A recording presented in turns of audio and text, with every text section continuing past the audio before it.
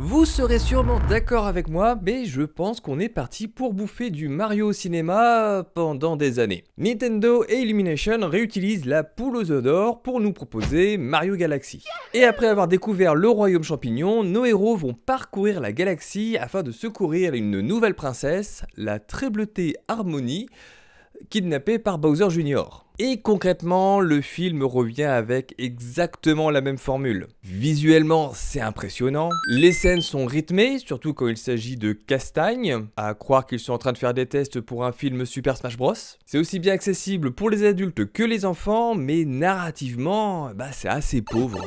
Alors ok, on en prend plein les yeux. Les décors sont superbes, la mise en scène propose de vraies idées et certaines séquences sont vraiment stylées. Le souci, et je pense que c'est à cause du fait que ce soit un deuxième film, c'est qu'il a tendance à vouloir en faire trop. On a des ralentis à répétition, des effets de je tourne le dos à une explosion de manière ultra stylée, et le tout est un petit peu trop poussé. Si bien que malheureusement ça en finit par casser complètement le rythme. Et le film nous donne une impression assez étrange, c'est que on a la sensation de faire une succession de niveaux.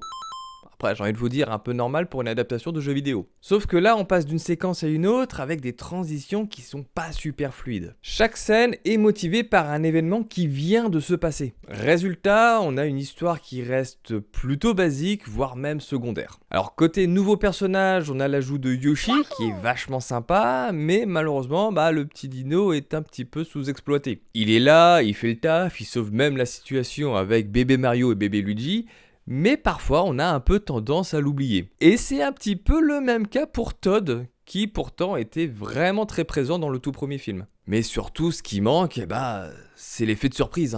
Les références sont beaucoup plus évidentes, il y a beaucoup moins de subtilité, et on a davantage l'impression de voir une grosse publicité pour Nintendo et son univers. Alors que quand même, nous, à la base, on a envie d'une super bonne histoire. Surtout avec ce que Mario Galaxy peut proposer. Et comme j'ai dit, alors on a de super idées de mise en scène, mais elles sont réutilisées plusieurs fois, et même à outrance. Bon, heureusement, le film reste quand même bien écrit dans ses dialogues, et on a quand même une VF qui est encore une fois toujours très solide. On est sur une suite classique de films, peut-être un peu plus destinée aux enfants, et qui prépare un univers plus grand, qui va se jouer avec des coups de poing, je pense. Alors, Mario Galaxy, c'est pas mauvais, mais c'est pas mémorable non plus.